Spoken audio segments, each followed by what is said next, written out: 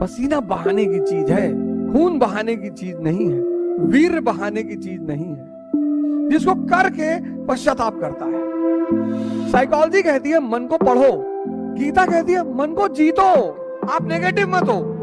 और यहीं से पैदा होती है हवस।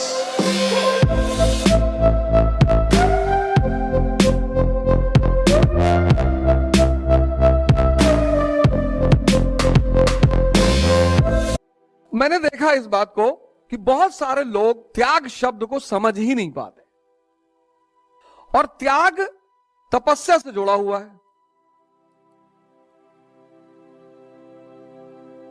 त्याग तपस्या से जुड़ा हुआ है। जैसे बहुत सारे लोग हमारे भाई बंधु, हम ही बहुत दिन तक नहीं समझ पाए। त्याग तपस्या से जुड़ा हुआ है।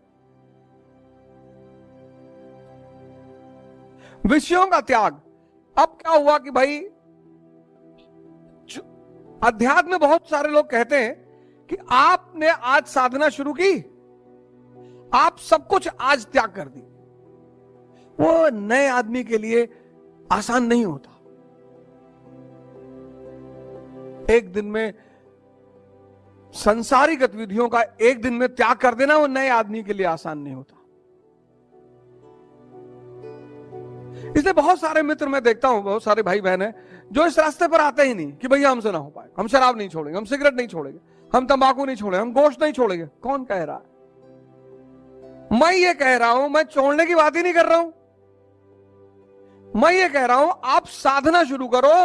सब चीजें, इतनी ताकत है साधना में। आप नेगेटिव मत हो, आप नेगेटिव मत हो, आप सिर्फ साधना शुरू करो। इतनी ताकत है साधना में कि चीजें खुद ब खुद छूटती चली जाएंगी। उसका सबसे बड़ा उदाहरण मैं हूं। आप बस साधना शुरू करो, मन को देखना शुरू करो, मन को समझना शुरू करो। पहला स्टेप यही है कि आप मन को समझना शुरू करो, मन को देखना शुरू करो।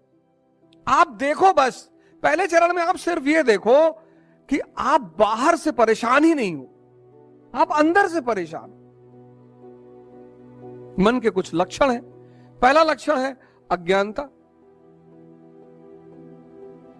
इसीलिए तो अंधा है, इसीलिए तो अंधा है। कुछ ऐसे काम हैं, कुछ ऐसे काम ऐसे जिसको करके पश्चाताप करता है।